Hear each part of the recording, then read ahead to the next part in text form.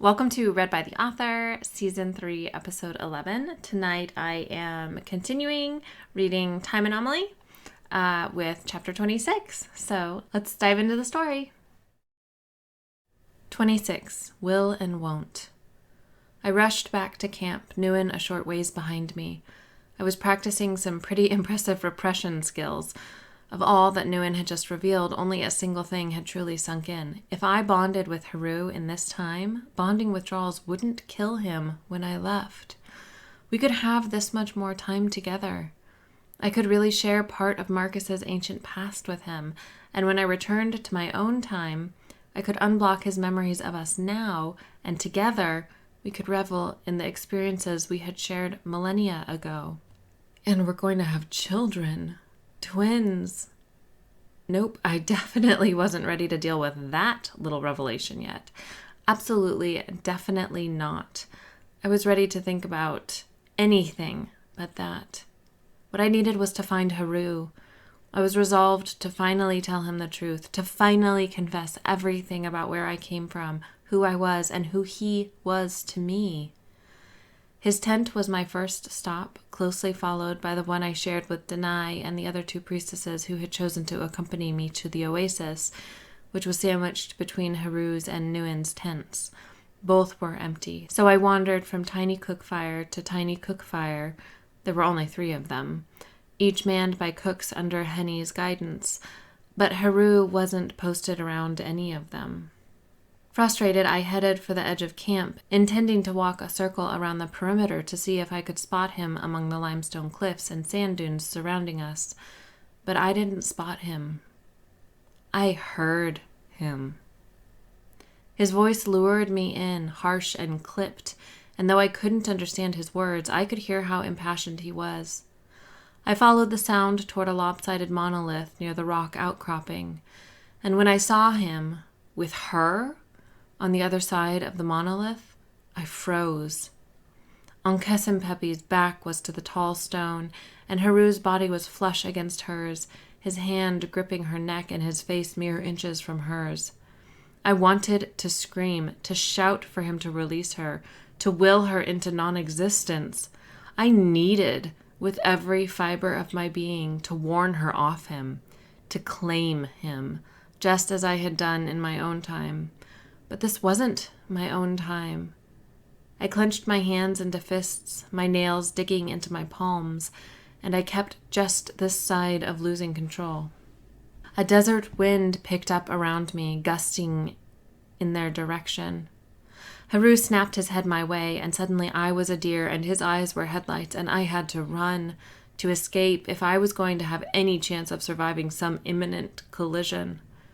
I spun around and hurtled toward the nearest possible safe haven, the huge rock outcropping, no thought for the wind whipping through my hair or snapping the fabric of my dress. I wasn't a slow runner, but Heru was faster.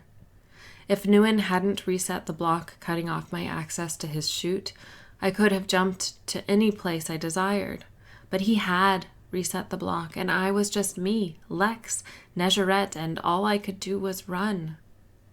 I made it a few hundred yards out of sight of camp and the monolith I now wanted to demolish because, to my mind, it would forever carry the impression of his body pressed against hers. Heru's hand curled around my arm, gripping it tightly, and he jerked me to a halt. He stepped in front of me, his face hard and tense and very clearly livid. What were you thinking, running away on your own like that? Where would you go? What? I slammed my palm into his abdomen, just under his ribs, like he taught me to do if I wanted to knock my opponent temporarily breathless. Twisting my arm, I yanked it out of his grasp and sprinted away. The wind was roaring in my ears. Alexandra! Heru shouted, but I ignored him, immersing myself in the howling of the wind, in the abrasion of sand against my skin. I ran as fast and as hard as I could along the rock wall, staring down at the sand and focusing on putting one foot in front of the other. An arm hooked around my waist, and my back slammed against a hot, hard body, and I was suddenly having a really hard time inhaling anything but sand. I was dragged closer to the rock wall, and then there was only stone and darkness met by a jagged sliver of muddled light and what appeared to be a living wall of sand. I had run straight into a sandstorm. "Are you all right?" Heru asked, his voice harsh, like it had been when he'd been with her only moments ago. I elbowed him in the abdomen, and he released me, not that I had anywhere to go. We were standing in a crevice in the cliff's wall, wide and deep enough for maybe 4 people, and there was a sandstorm screaming just beyond the opening, only a few feet in front of me. "Did you get sand in your eyes?" Scrubbing my hands over my unscathed face, I shook my head and turned to him. I had no choice but to remain mere inches away from him. I did not realize there was a storm. I looked down, avoiding his shadowed features and feeling like I had just earned the grand prize for a world's most moronic negerette. Thank you for pulling me in here. He made a rough, dismissive noise. "Why did you run away?" I clenched my jaw. I would think it obvious at this point. I listened as he inhaled and exhaled several times. When he finally spoke, his voice was quiet, just audible over the howling storm behind me. "What we both want, Alexandra. That can never be. You are wife to the Great Father." I squeezed my eyes shut. Here goes. Only in name. Several more breaths. "What are you saying?" I sighed. Nguyen and I will never be a true husband and wife. We will never have a true marriage. I paused, working up the nerve to tell him about us. Nguyen and I will never have that because I am already attached to another. Behind me the wind howled, but it was nowhere near as intense as the lightning storm standing before me. I took a deep breath. Heru, Nguyen named me his wife to protect me while I am here. Now. I am not from this time, and my true husband waits for me in my own time. Heru shook his head, his features too shadowed for me to make out his expression clearly. "I do not understand. Such a thing is not possible." You saw me jump from one place to another a little while ago. You saw the power I carry explode out of me. How is this any less believable? Again, he shook his head. "It is not." I huffed out a breath. Just as the power Nguyen gave me enables me to shift through space, I can do the same through time. I pressed a hand against Heru's chest, stopping his unvoiced questions or any further protestations. You have seen me manipulate time already. When Nguyen threw that first dagger at you, I stopped time as well as jumped from one place to another. Hope filled me when my words weren't met with a shake of his head. I looked up into his shadowed eyes. Do you believe me? Do you believe it is possible that I can move through time? That I did move through time to be here? His chest rose and fell against my hand, and after a moment, he nodded. I exhaled in relief. "And this other man you are attached to?" Swallowing, I licked my lips. It is you, Heru. Thousands of years in the future, you are my husband. I held my breath. The wind moaned in the opening behind me. My heartbeat whooshed in my ears. Heru breathed in and out, in and out, in and out. Seconds passed, possibly minutes, and neither of us said anything. We simply stared at each other. Finally, Heru covered my hand with his own, molding it against his chest. "What you witnessed with Kessie just now, it was nothing." I shook my head, my brow furrowed. It had certainly looked like something. "She followed me away from camp, and I was giving her a warning to..." A warning? It looked more like a promise. I met his eyes, and at seeing the intensity burning in their golden depths, even in the heavy shadows, I looked away. "A promise." The hand Heru had placed over mine shifted, moving slowly along my forearm and over my elbow until his fingers curled around my arm. He pulled me close enough that our chests were touching and wrapped his other arm around my back, splaying his hand on my hip possessively. Yes, a promise. He chuckled, low and rough. A promise to ruin her if she ever speaks ill of you to me again. My lips parted and my breaths came faster. I raised my eyes, once again meeting his. I see. Heru slid his hand further up my arm and ran his fingertips over my shoulder, along my collarbone and up the side of my neck. He curled his fingers, tilting my chin higher. So tell me, little queen, how do I claim you in the future? Do I battle another for the right to call you wife? Do I cleared my throat. Actually, I claimed you, or will claim you. My voice was breathy. Heru laughed. These things you say. I take one step toward believing you, then one step away. My eyes narrowed. What is it that you find so hard to believe? That I would claim you, or that you would accept? Heru lowered his head, bringing his face closer to mine. Claim me and find out, little queen. My breath caught. He smelled too good. He felt too good. Being so close to him felt too right. Like as long as we were together, we could take on anything. I bit my lip. Or has this all been an elaborate ruse? No, I pressed my lips together, feeling more than a little embarrassed. I didn't actually know how to claim him. You have to understand that I was not raised in Netcherat. I did not know our ways, so when I claimed you, I acted on instinct. I shifted my gaze to the side, studying the rough limestone wall. There was a woman, and when I found her in your tent with you, I threatened her, warning her to stay away and never come near you again, and claimed you as my own. I almost rolled my eyes at myself. It sounded so primitive. Heru, mine, you, go away, erg, grr. But Heru didn't look amused. He looked enthralled. Tell me, he said. He was breathing harder, like me, and the hand on my hip moved, tracing languorous designs on the linen of my dress. Tell me what you will do to any female Netcherat who attempts to slip into my bed. Tell me I belong to you and you alone. Tell me. I swallowed. I couldn't do it, not when I knew. I knew that certain things had to happen during the millennia between now and the moment I claimed him.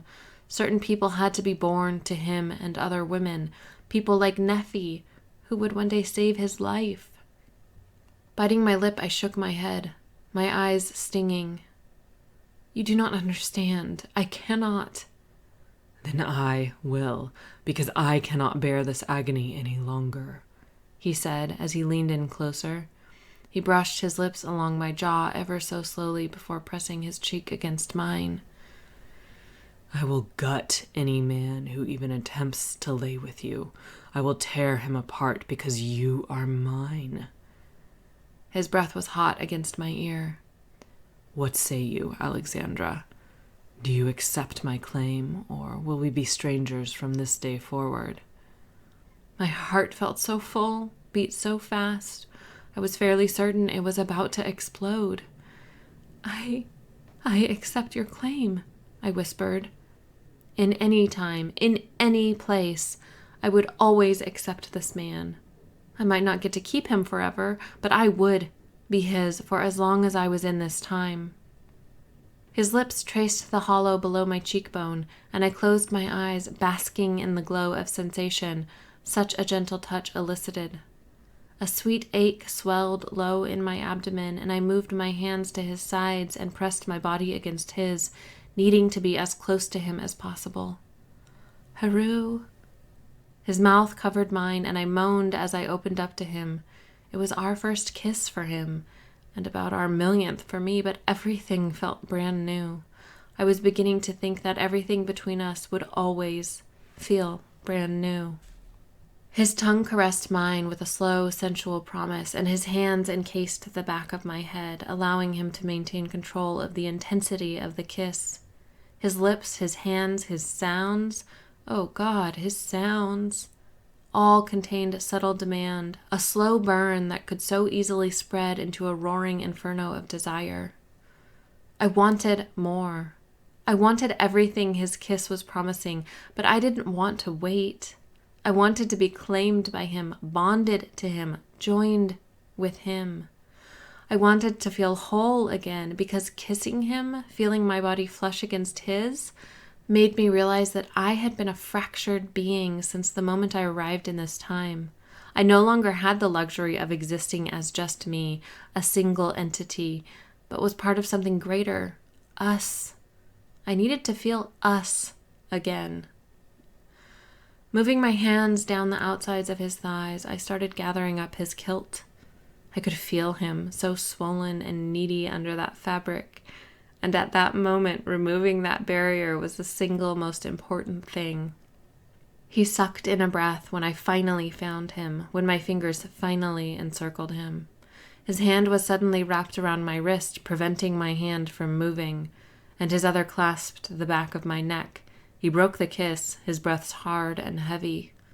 Leaning his forehead against mine, he said, "Answer me this, Alexandra, and do not lie."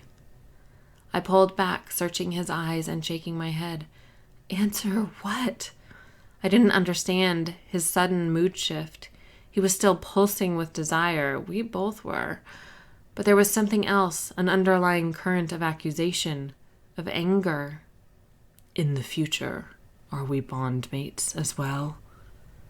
Had I left that part out? Things had happened so quickly. Yes, Heru, we are. I meant to. "I will not be trapped like this." His voice was hard and definitely contained a threat of accusation. I released him, but he maintained his hold on my wrist and neck, and my stomach twisted with dread. It was not meant to be a trap. "I have known you barely 6 days," he said, his harsh words cutting through mine. "Why would you think that was enough time for me to bind my life to yours?" My blood heated, but I refused to let him see how much his words hurt me.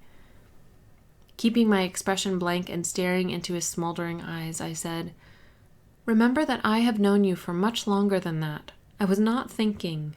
I apologize." My eyes stung with unshed tears, but I gritted my teeth and held them back. I had cried far too much since arriving in this time. I was done with it. Please release me. Heru pulled me closer and searched my eyes. His outrage at nearly being trapped melted away. "You must give me time, Alexandra. Time to know you better. Time to decide for myself." I licked my lips, fighting the urge to raise my face those last few inches, to once again feel the soft pressure of his lips against mine. "I understand." I swallowed back a sob. "I understand. I do. It's just—" The sob fought back up and broke free despite my best efforts to keep it contained. And damn it all to hell, I started crying. "It's so difficult, Heru." With a sigh, he wrapped his arms around me. I clung to him, my hands clutching his sides as I gave in to the sorrow, the desperation, the heartbreaking longing I always felt around him. "I miss you so much, and being around you, but not being with you, it is the most difficult thing." Heru did not respond, didn't console me with words. He simply held me and rubbed my back, giving me as much of himself as he could. It was almost worse than if he had given me nothing at all. 27. All and None. I wandered away from camp amid an ocean of sand dunes, seeking solitude. I crested the nearest and started down the other side, looking back over my shoulder every few steps. Once the clusters of long, pale tents and the glow of tiny cook fires were no longer visible, I lowered myself to the ground and bent my legs, hugging my knees to my chest. I glanced back at Heru, who was standing sentry on the dune's peak, his hands clasped behind his back.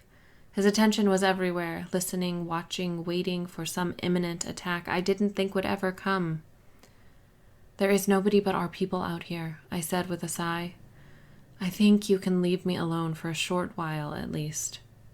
3 days had passed since our near bonding encounter during the sandstorm, since I had learned that one day in the distant future we would have children, or we would perish, and Heru had been keeping his distance, or as much distance as one could keep from another person when one was sworn to protect that person and refused to be released from one's oath. Of course, he didn't know about the children thing, but still. Being around him all day, every day, when he was so clearly afraid to touch me, to even move too close to me, was exhausting. He had even recruited Set to help me practice my slow-to-develop hand-to-hand combat skills. I constantly felt like I was on the verge of tears, and I wanted to punch Heru for being able to do that to me.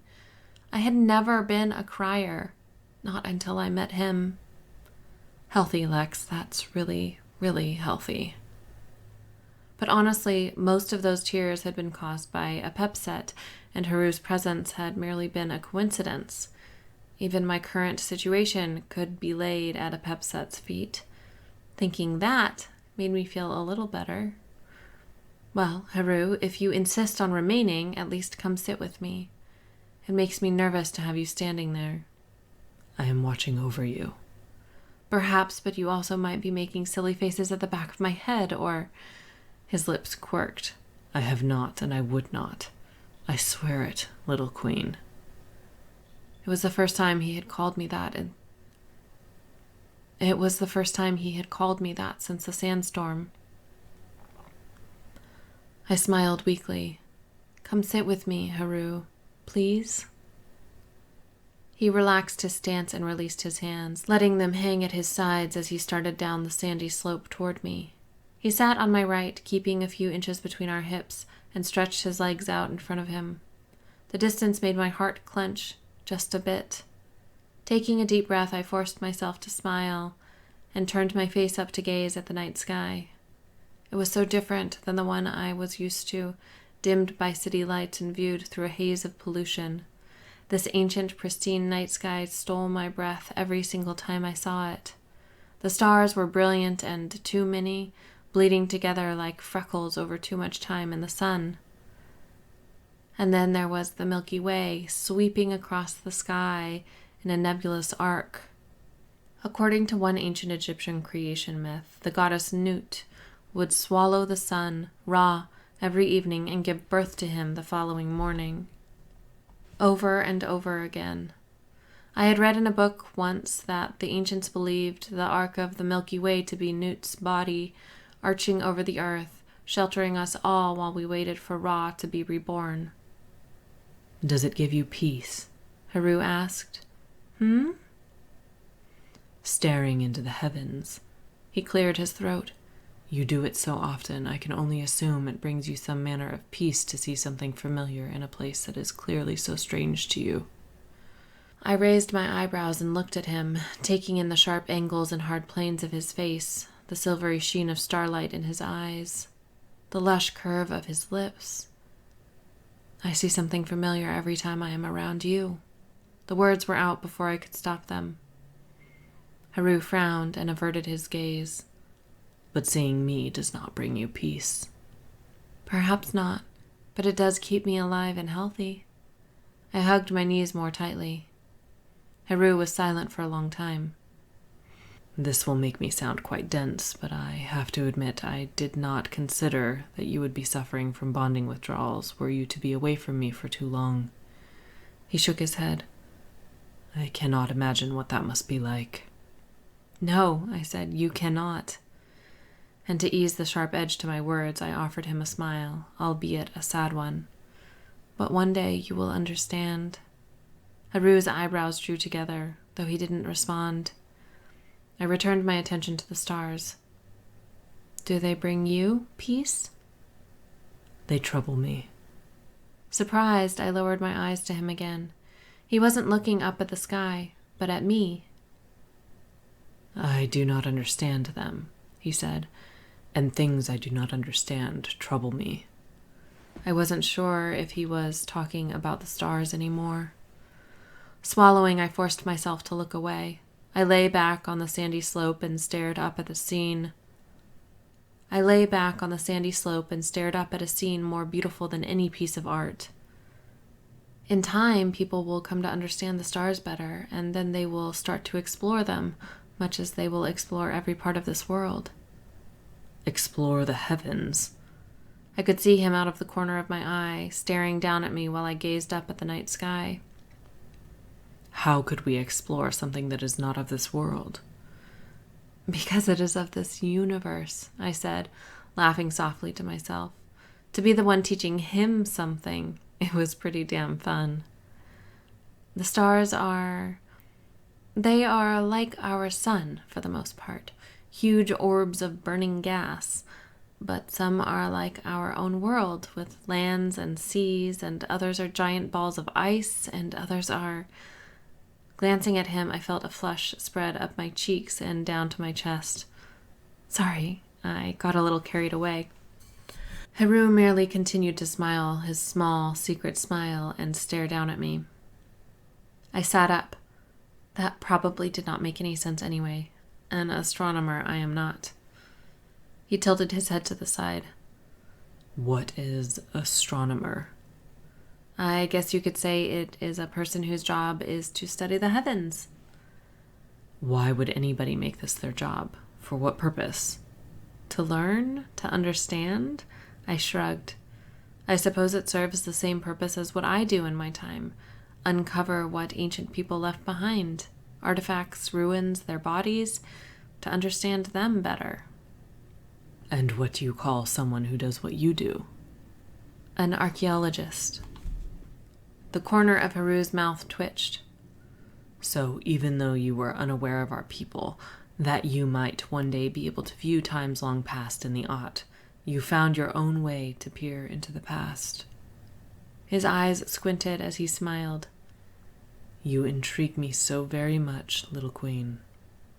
My receding blush flamed back to life, and I picked at a pulled thread in the skirt of my dress.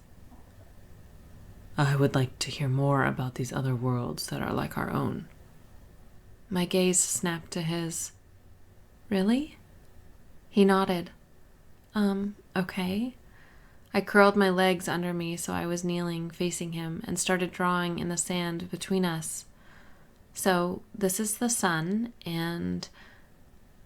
Did you know that when you are excited, you sometimes slip into your native tongue? I offered him a small smile. Sorry.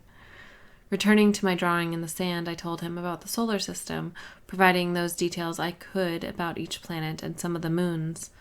Heru found Earth's moon and the sun the most intriguing, likely because those were the two most present in his everyday life. He was fascinated by the fact that the sun was so much larger than the moon, but didn't appear so in the sky, which only amazed him further because it made him think about how far away the sun really was. I had expected him to fight me on the whole "the earth is round" concept, but he merely nodded, his eyes narrowed in thought. Just because he was a younger version of himself, his intelligence was no less sharp, his focus on a subject no less intense. I was just diving into a diatribe about Pluto, arguing that it didn't matter to me if there were a million hunks of ice floating around out there just like it. Pluto would always be a planet in my mind. When Heru shocked me, speechless. Do you have any idea how much I love you? He said in heavily accented English. My mouth fell open, and I snapped it shut before I could look like a buffoon for too long. I stared at him, searching his eyes. Will you tell me what that means now? He asked. I looked down at my fairly elaborate sand drawing of the solar system, poking little craters into Mars with the tip of my pointer finger. I do not think I should. It will make you uncomfortable. Because you did not mistake me for Nguyen, he said. Because you were speaking to me, were you not? I added a flying saucer near the moon. Please, little queen. Alexandra. Heru captured my hand and started rubbing his thumb against my palm. Tell me. Staring down at our joined hands, I swallowed roughly. And then I told him. But you were not really speaking to me. You were speaking to who I will become. I nodded and hated myself just a little bit for doing it. Marcus, it is your name in my time. My ba traveled to my present while I was unconscious. It does that sometimes. And I found you there. My voice grew thick. You wrapped your arms around me and kissed me, and... Blinking, I took deep breaths. And you told me you loved me. And then I was waking up, and you were right in front of my eyes. I looked into his eyes, searching those shimmering silver gold depths.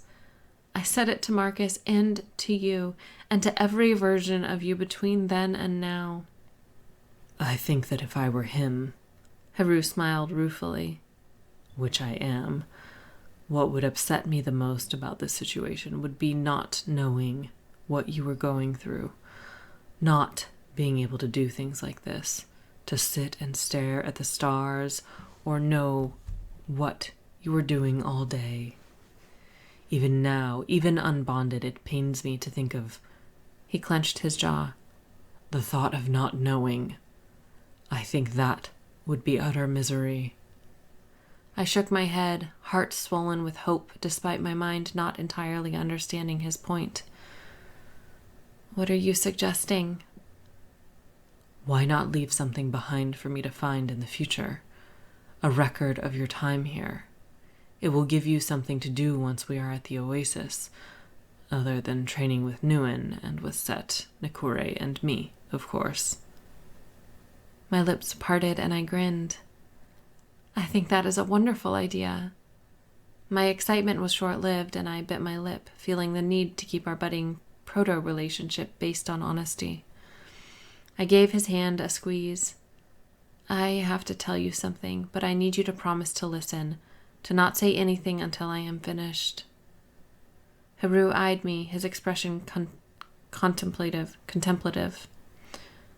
His expression contemplative, his eyes wary. Go ahead. I took a deep breath, and then I dove in. I cannot stay in this time. There will come a day, maybe in a few weeks, maybe in a few months, when I must return to my own time. He shook his head vehemently. Whoops. He shook his head violently. No, I will not allow. Be quiet, you promised. I did not. I rolled my eyes. Just let me finish, I said. When I leave, if we have bonded, if you decide that is what you want, then I will be able to create a shield within you that will prevent the withdrawals. But I will know you are gone, and... I shook my head.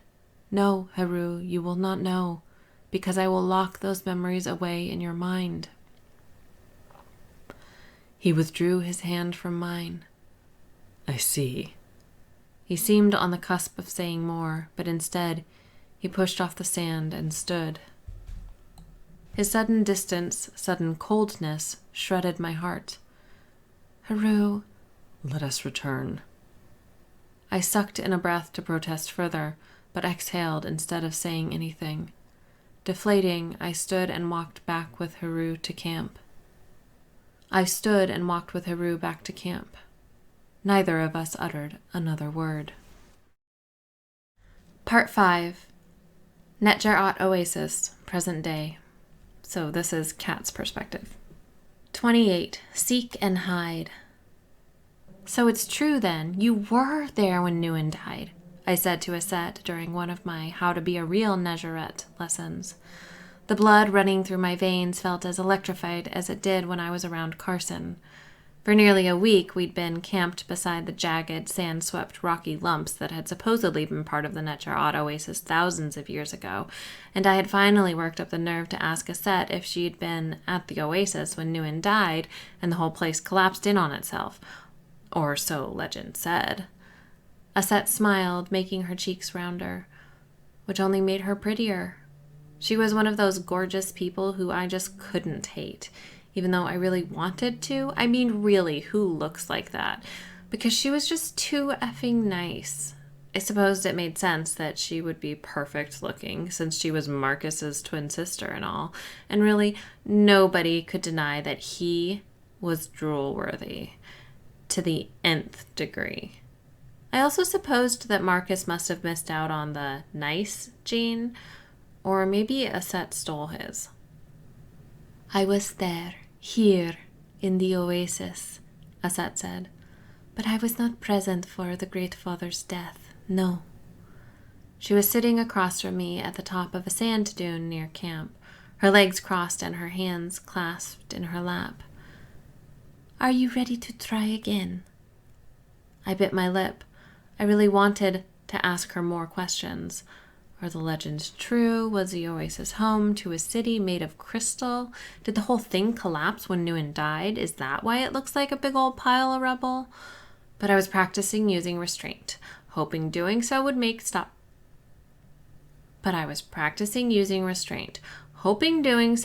people stop treating me like a pre-manifestation teen and more like a full-fledged Negerette. And I was grateful to Aset because she treated me like I mattered, like I could help, like she actually gave a shit about me. When Dom, Jenny, Neffy, and Alexander still in Cairo, waiting for Lex's parents and grandma, and everyone else pretty much expecting me to turn traitor like my mom, Aset was one of 2 people I could call a friend right now, Carson being the other. I didn't know why she treated me so well, but I was really grateful she did. Exhaling, I nodded. Yeah, okay, let's check again. Last time it seemed sort of stable, or more stable, I guess, and the 23rd time's the charm, right? I smiled at her nervously. Ever since the set incident, the Ott had been unstable. Damn nothingness. It definitely wasn't the best time to learn how to navigate the Ott, but I'd had some of the best teachers available. First Dom, then Aset, so I'd say I was pretty lucky. You really think having me with you in there is helping? Or at least isn't hurting? Aset met my smile with a kind one of her own. If you were hurting my progress in this search for a stable portion of the Ott, I would be conducting it on my own, she said matter-of-factly. And more importantly, you proved your devotion to Lex when you sacrificed the chance to ever reach full maturity in order to rescue her. Because of that, I know I can trust you, and I would not enter the Ott with one I could not trust. Yeah, but everyone here is devoted to Lex, I said, glancing behind me at the camp of almost 100 Negerettes. It grew every day as more of Marcus's people trickled in. Everyone but one, Aset countered. There is a traitor here. This I know. I opened my mouth to assure her it most definitely, absolutely, in no possible way was me. At all. She silenced my unvoiced words with another smile. Not you. This I also know. I frowned. How do you know? Or is this another one of those things you can't tell anyone? Along with getting to know how dang nice Aset was, I had also learned that she carried more secrets than anyone I had ever met. Ever. She nodded. Does Marcus know there's a traitor? Again, she nodded. But there is little he can do about it. What will happen will happen. She held out her hand to me. Come now, let us link and make one final attempt to find stability. Her eyes sparkled with some of those secrets. I've got a good feeling about this one. Brow furrowed, I placed my palm against hers and curled my fingers around the back of her hand. Here goes nothing. We lurched into a tidal wave of Ott, rolling around and around as the psychedelic colors stuttered, flashing in and out like they were being broadcast with a crappy signal. Honestly, not the most comforting situation to be in. It is better, yes? Aset practically shouted. It is better, yes? Aset practically shouted. I nodded as my stomach lurched. How I seemed to have developed motion sickness when I didn't technically have either a stomach or an inner ear. I mean, I was a disembodied ba at the moment, was beyond me. Concentrate on finding stability, Katarina. Aset's voice was smooth and calm, and her incorporeal hand was firm in mine.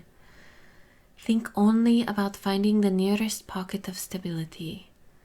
She repeated the same words over and over again throughout the lesson. I squeezed my fake eyelids shut, blocking out here one moment, gone the next, swirling colors, and concentrated. Stability, stability. Let's go, stability. Show me the stability. Give me stability or give me... Open your eyes, Katarina, Aset said, giving my hand a squeeze. I did, only to find myself exactly where I had started, sitting on the top of a sand dune beside the enormous jumble of wind and sand eroded crumbling limestone that was all that remained of the Netjar oasis. Except I was still in the Ot.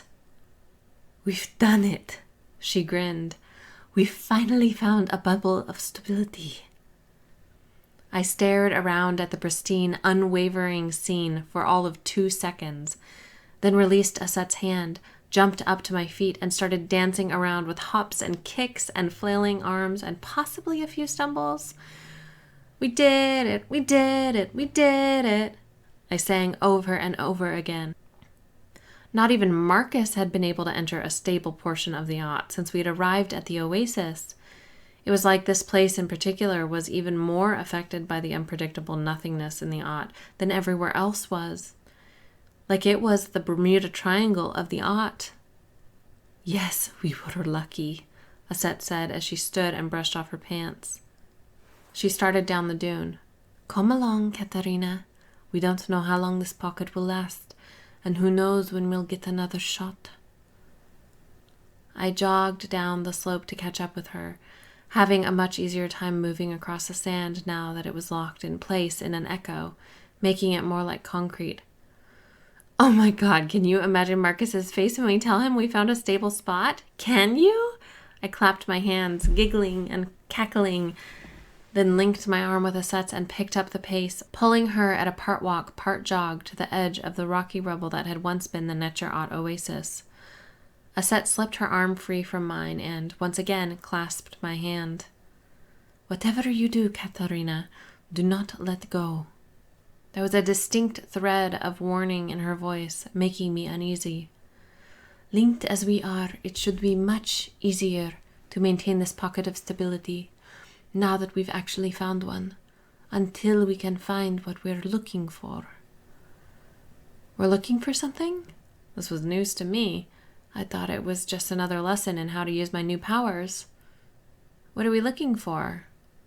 Aset closed her eyes, her grip on my hand tightened. We are going back to the moment immediately after Lex leaves the past, shortly after Nguyen's death and the collapse of the oasis, and finding the place where the survivors emerged from the rubble, as it is the only way back in. I continued to stare at her. People were in there when it happened, and they survived? They did. Now hush, dear. I must concentrate. As she spoke, the golden sand and clear blue sky and jagged rocks dissolved into a rainbow mist that glided past in vertical lines. With a flash, the colors were gone, and we were once again standing in the desert, except now the stars glittered overhead like an ocean of diamonds. Before us, the eroded rocky rubble had been replaced by a mound of craggy, crunching stone.